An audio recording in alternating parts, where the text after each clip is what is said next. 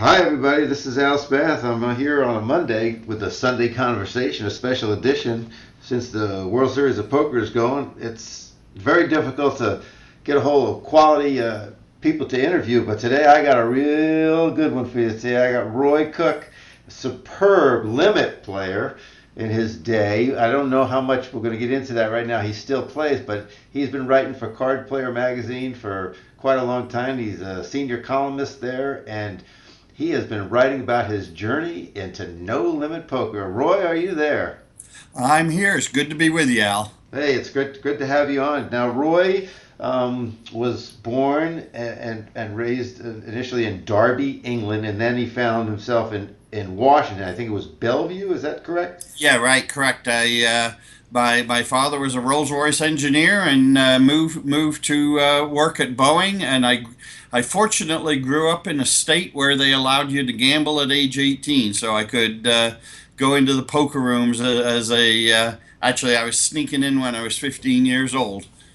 And how old were you in 1980 when you won that Amarillo Slim tournament? Were you 20 or 22? I was 22. I actually split that with Eddie Schrettman at the time. It definitely a highlight of my life at that time and gave me a lot of confidence going forward.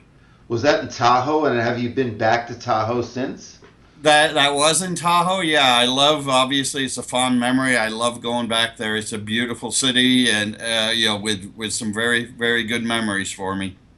Now, folks, those of you that travel out to Vegas, you're going to have to look up Realty Ace Roy Cooke because he also is a real estate agent out there, and along with going looking for a new home or house or townhouse or condo and everything, you can talk to Roy about your poker adventure. So I expect to see some of you is hooking him up. RealtyAce at AOL.com is his email. Is that correct still? That is correct. Yeah, I played poker up and for a living from when I was 18 till my mid 30s, and then I actually started out in real estate, and I've had my broker's license for 27 years now here in Las Vegas. Wow, wow. We also have the Dark Hammer and Rob Gagg in today already into the chat rooms. The Dark Hammer is Two Isles. She goes to the Wednesday meetings with Alan Schoonmaker, a good friend of yours and mine. She goes by the name Two Isles. Carrie is her real name. She's got a little red hair and she remembers and talks with you all the time. And I think you said recently you were going over there to speak as well. Did you post I that recently? I do. I actually I am now going to be doing the meetings and swapping off with Bob Fisher week by week. So every other week I'll be guiding the meetings. I was a Toastmaster for a lot of years when I managed an internet gaming site, and I learned public speaking and went to Toastmasters, and so I'll be guiding that poker information group every other week from Well, now on. well, that's really good. In fact, I think you were president of Toastmasters in 2006. Correct. Yeah, for 1 year they made me president. It was a good club. That was actually a very interesting experience. That's great. That's great. Now, when I was doing some research on you, Roy, and I know that we'll get into talking about Limit and Barry Tannenbaum back in '84 and things like that, but I found these 12 fundamentals of poker tips that you wrote way back when. I mentioned it to you when we did a little practice run here about a month ago and everything. Did you have a chance to look at them? And because you wrote them for Limit Poker. Right, correct. There's a lot of things that I wrote. I did not run over them, but yeah, I am now. I have changed my writing. I played limit for a lot of years, and I felt I was highly competitive. Even when I was doing my real estate, I was still putting up good professional numbers in 30, 60, 40, 80 games here in Las Vegas. But that has slowed down a lot, and so now I am switching over to no limit, and it is very different to come across, and they're very the a lot of the things are the same, and a lot of the concepts are the same, but the feel and the techniques of it are different. And so now I'm writing from the standpoint of a very experienced poker player, I've played over 70,000 hours in my life and studied with some excellent players. But now I'm kind of starting from scratch and learning a new game in that. So I've put my fundamentals both on my website, on Facebook, and Twitter accounts, and bringing up like kind of a starting from scratch as an experienced player coming into No Limit, and that's actually working out well. Both in I feel like I'm getting the hang of No Limit and putting forth good numbers, and is also doing well. I'm getting a lot of good comments from the readership of it. Well, you got them from me because I tell everybody to follow you on that journey that you. I remember the first couple of columns that you did on it, and I could just feel the way and of course everybody that writes has somebody that assists them and everything, but you put into that article exactly how it would feel when I work with my players and they transition from one discipline to the other. I could just feel it in that you were on the thin ice. You knew exactly principles and you knew this and then you knew that, but there was so much new to this game, and it was just taking you by surprise how you could adapt to it, but also how different it really was. I could just feel it in your articles. I don't know if anybody's ever told you that, but I really enjoyed, and I still enjoy when Card Player comes out, seeing what your next adventure is. But I liked it when you would describe things in that 40-80 game and the limit games, and how the tourists would do this.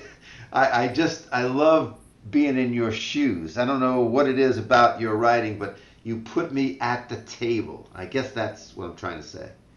I'm a firm believer in learn if you want to be a great poker player, that you need to learn it conceptually. So that people all the time are like asking questions like, "What do you do with Ace King in this position?" So on and so forth. And they're looking for standard operating thoughts. Whereas I believe that you learn the game conceptually so that you can think through every situation.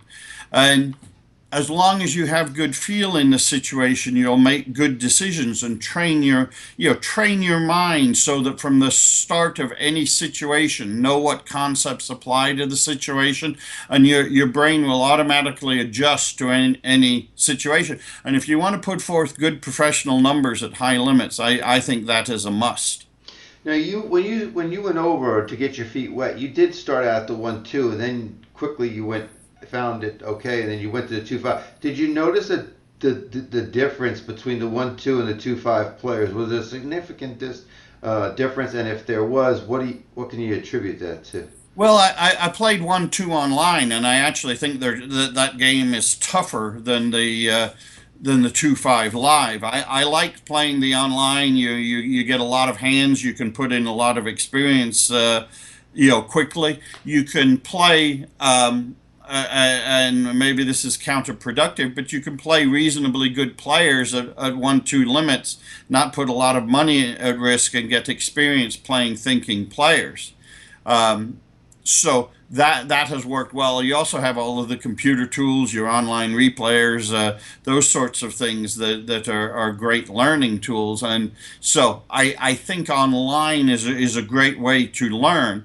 I like playing live, and I plan on continuing playing live. And there's a lot of things adjusting back and forth from internet to live as far as tells and people and psychology skills that don't apply as strongly online. But I feel like if you can beat the 1-2 online, you can definitely beat the 2-5 lives. I think now with the current state of poker, if you're planning on playing 5-10 on a regular basis and making it your home game in No Limit, you need in Las Vegas, you need to play at a very high level to be able to beat that for professional numbers, which I would put at something between 50 and 100 an hour. Oh, I would call professional numbers. okay. Well, let's do a little admin work here. You mentioned your website earlier. Can you tell those that are listening what your website is? It's just I write poker tips on Facebook every week, and it's RoyCookePokerLV.com. And I just put those tips onto a website that I have an email list of poker players from over the years that have contacted me, um, regarding my columns, and I send it out to send these tips generally once a week, um, and it's a copy of those tips and just different things that I write on poker. And I find that writing on poker both helps. I like to write, and it also helps me in the learning experience. Okay, that's good. But what at the 2-5 experience so far in No Limit in Las Vegas, have you noticed if you compared it against the since you didn't play the 1-2 live, you were comparing it to the 1-2 online. Are there things that people are doing in the 2-5 that just amaze you? Well, Las Vegas is a different poker environment that we have some of the best players in the world and some of the worst players in the world. We get people moving to Las Vegas to play poker for a living, and there's a lot of people who poker is their life's dream to move to Las Vegas and play poker.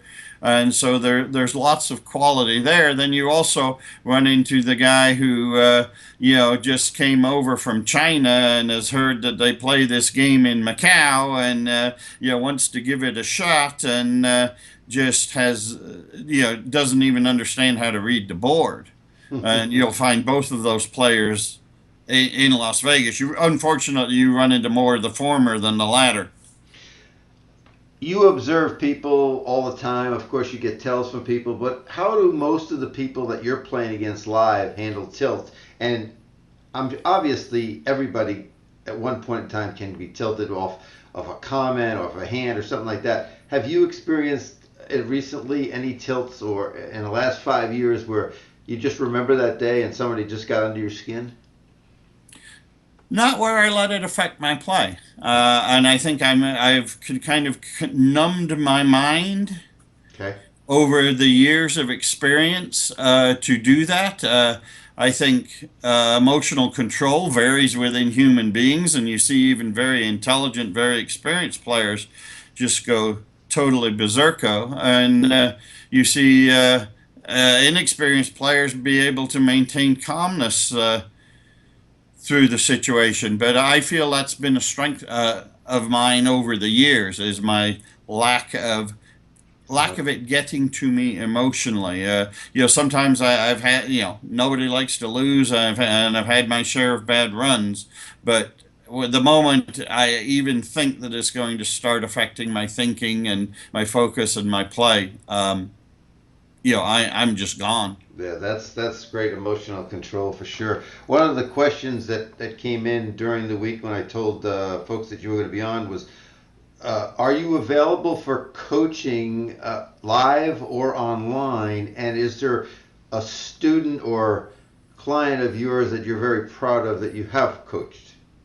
Well, I have the originally I met who was a wounded warrior, an Army Ranger, who I met him originally met him online, but when he was 19 years old and he was in Madigan Hospital in Seattle rehabilitating, and his dream was to be a professional poker player.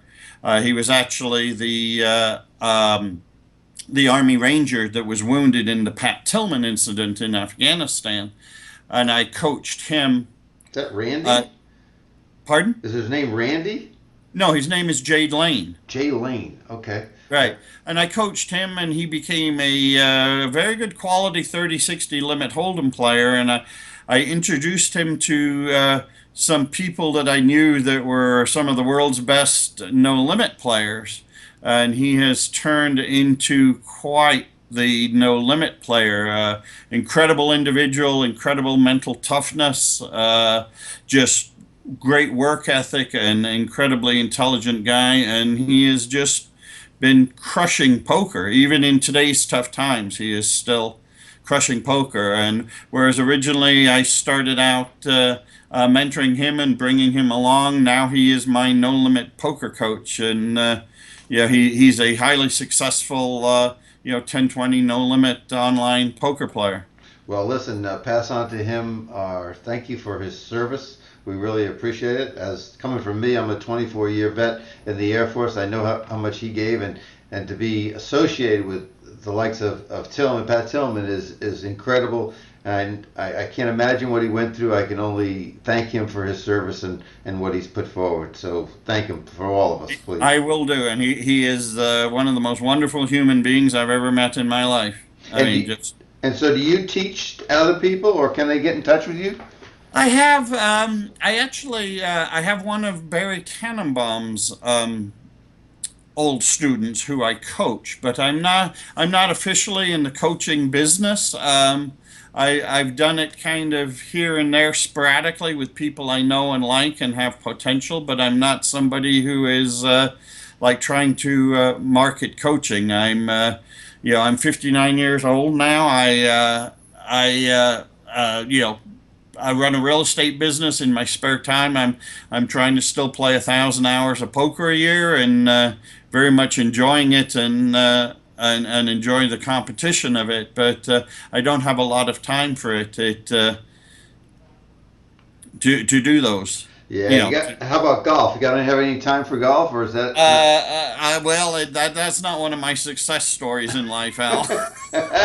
You'll take a mulligan on that one. We'll just skip over that Right. one. Okay, let's go back and to Planet Poker. Let's go back to the days with you and Mike Caro, and you were the manager. I think it was '99 to 2005. Oh, and Planet Poker still going as a free site. But talk about those days on online poker, and you were right there in the forefront. That was one, if not the first, online site, wasn't it? It was the first online site. I actually I wrote several books on limit poker, and while my computer skills now are embarrassing, I actually in college was a computer science major.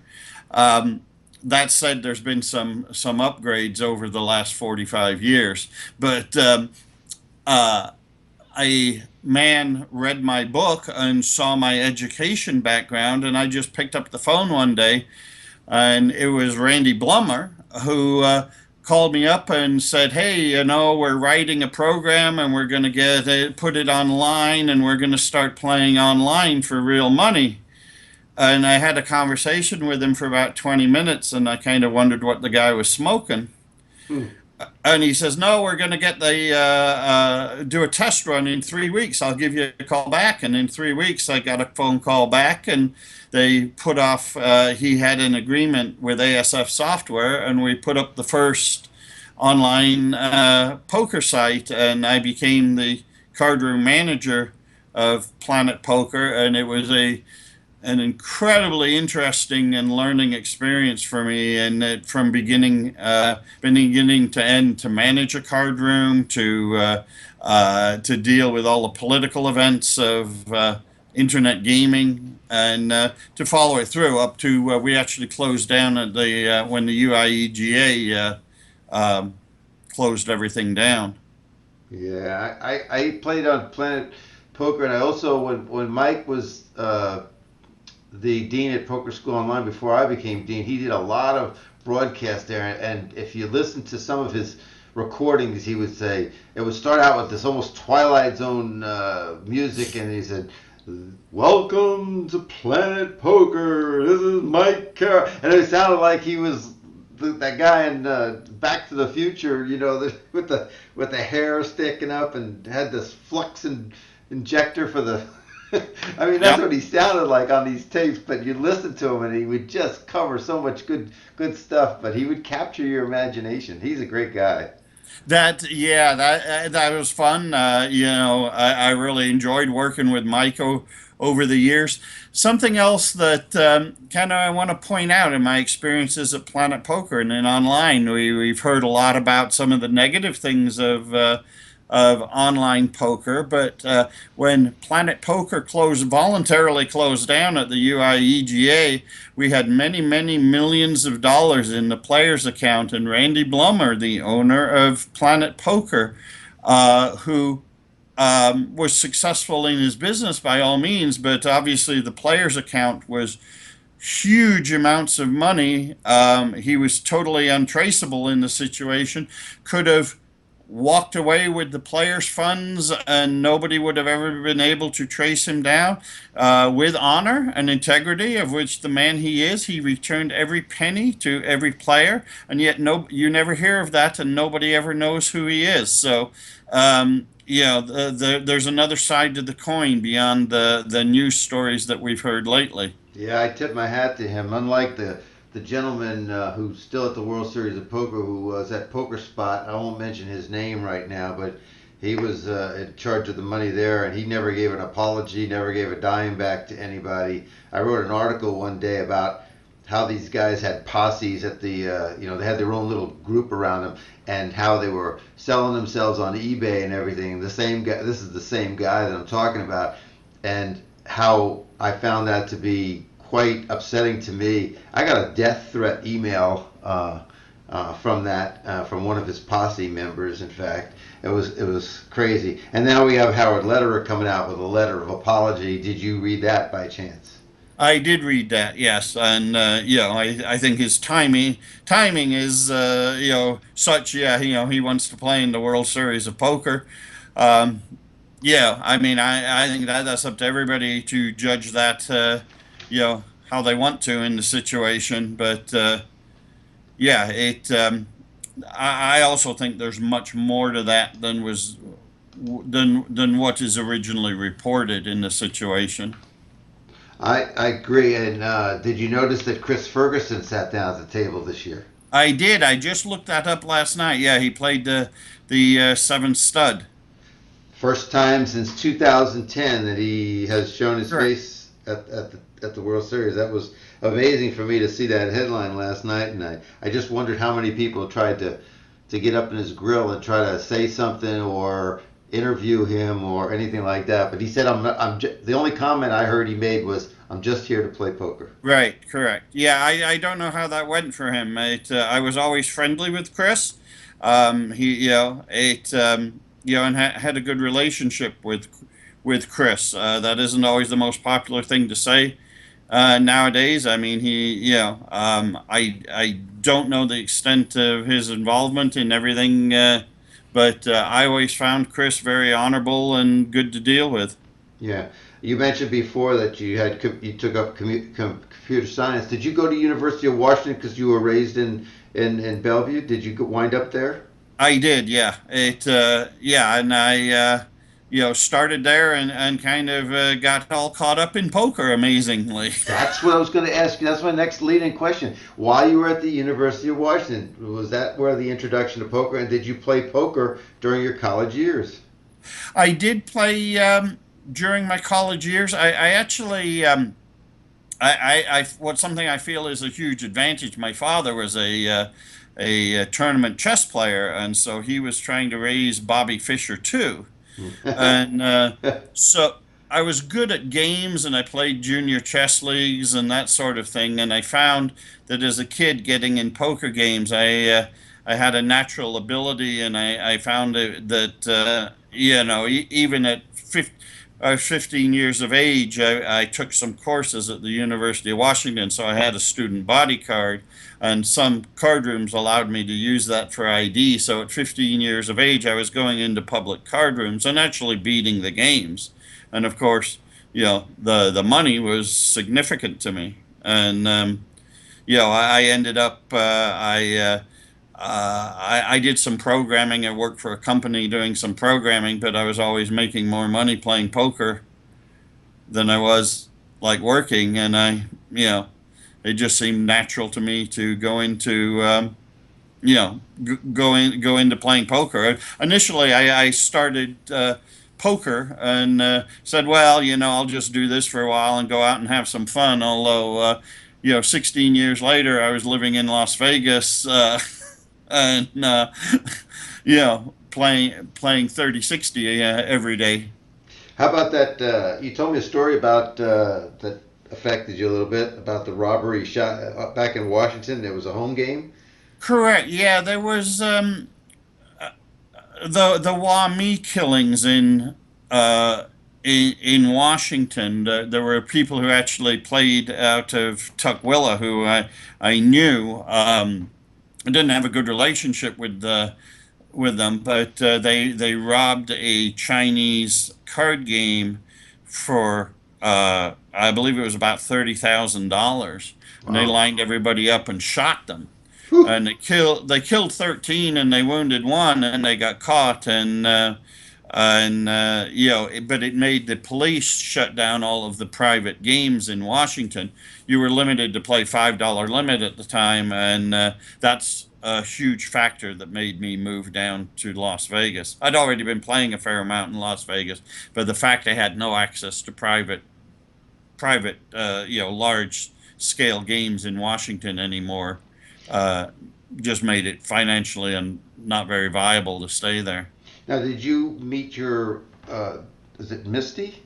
Yes, Misty. Yeah, Misty? Did you meet Misty yeah. playing poker? She was a cocktail waitress at the Totem Bowl card room, and Look how his face is lighting up, everybody. Look how that face light. That's the light of his life. We just discovered that it's not poker. It's Misty. we've been together 34 years now. Congratulations to you Thank both. you. That's super. Listen, we won't take you that much longer, but I got to ask you about the books that you wrote with John Bond. Yeah. Real Poker series, Poker Handbook, and there was another one about I think like a pro, something like a pro. How to so, They're mostly the column books. I wrote on like setting up home games. I played a lot in Florida at periods of time, but the poker books are the column books. We I wrote a rule book, that was partially taken with the Hollywood Casino. And some of the rules were taken out of that, and then yeah, we basically put all of the columns into the Real Poker series that are all books on play of hands of Limit Hold'em. are they available anywhere? They're still available. Congelco has them. Limit Hold'em's struggling a little bit, but yeah, there isn't a lot of works available on Limit Hold'em anymore. But they are still available through Congelco books. Yeah, Kachelko used to carry my poker journal there. That they were out of Vegas, somewhere close by to Vegas. I don't know if they've moved into Vegas, but they were outside for a while. But it's funny you said limit because yesterday I taught 18 people at Bully Rock, which is our community that I live in here, limit poker. We started a league. There's 42 players in the league playing no limit, but I introduced them to limit yesterday, and then had a mini tournament. They loved it. They loved it. They said, "Oh my!" Especially the ladies that were there. They were saying so much about, "Oh, I don't have to worry about. I can be out in one hand or two hands or anything like that." And they just had a great time. And they wanted more of it. So I'm going to plan a trip over to the Hollywood Casino, which is close to our house, and let them run, an official limit game for them over there. I really think it's a big mistake for the poker industry to allow limit and not promote it and to keep it alive. Some of this was the decisions of online poker Hmm. rooms, and the thrill of no limit and the advent of TV and how it played better on TV. But to the recreational player who just wants to go play the game, and not be facing all in big bet situations. And I think there's a huge swath of poker market out there for that.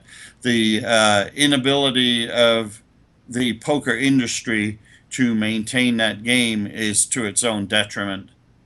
Are you going to get a chance to go over and play any of the World Series events? I do not really play tournaments. I just, I'm kind of, I'm somebody, I don't like to be chained into like playing for 3 days straight. I like to, I'm a kind of control and do my own thing at my own time, at my own choosing.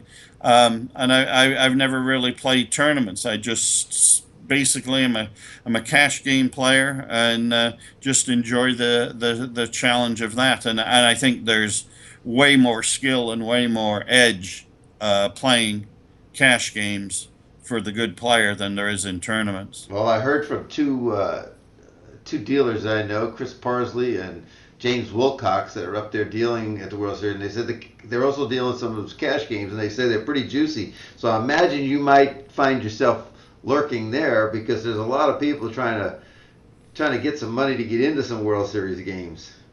Yeah, and I mean, there's tons of overflow. It's a real nice time of year to be in Las Vegas during the World Series. Poker players from all over the world are bringing their bankrolls to Las Vegas to play higher than they normally do, and we're happy to accommodate them here in Las Vegas. Well, I got coming up in a short order another interview with Mike Sexton, and he's got a new book out. I don't know if you've got a chance to get a handle on that. Have you seen the new book? I have I've seen it. Life's a gamble. Yep, I've that's the seen. game. I have not read a copy of it, but I'll be interested to read it. Mike's had a very interesting life and a ton of interesting experiences, and I'm sure it's going to be a worthwhile read. I think from everything that I read, in fact, Mike was no, it was not Mike Pauly. It was oh, just went blank on his name. He gave a great review of it just the other day. Norman Dalla. Right. Yeah, Norman gave a no, no. He gave a great review on it. Said it was wonderful. It's not a poker book to teach you how to play poker. It's about stories. It's about the history of poker and what's going on. The only thing Nolan said that was missing was he didn't talk about the downside of some aspects of the poker. It was more upbeat, but he didn't talk about some of the downsides, and he wished he would have got into some of that, some of the hard times, because there are hard times for everybody. Yeah, right. And definitely Mike's has his ups and downs in the situation, and there is a dark side to poker that people need to understand and realize and deal with, and that's part of navigating the poker environment. Where do you play most of the time when you're playing your limit or no limit games? If you get a chance to play limit still, do you do that at the Bellagio or? Right, yeah. The only place in Las Vegas that plays limit poker is the Bellagio, or plays it at any level of like 2040 and higher. So, but like playing 2-5 limit, there's lots of different places. The Venetian, the Wynn just opened up a new room in the Encore that is just beautiful. Mm-hmm. I like playing Caesars. I really like that room. It's well managed. It's a small room. It doesn't have the traffic that the Venetian, the Wynn, or the Bellagio has, but it's a nice little room with one of the lowest rates in Las Vegas, and it has a very good clientele. And the fact it's a little room tends to remove a lot of the better Las Vegas players out of their no limit games. On weekends they're always getting 2-5 games, and they're pretty good games there. How about you didn't mention the Aria, and I just wondered about that. Have you tried Um, it?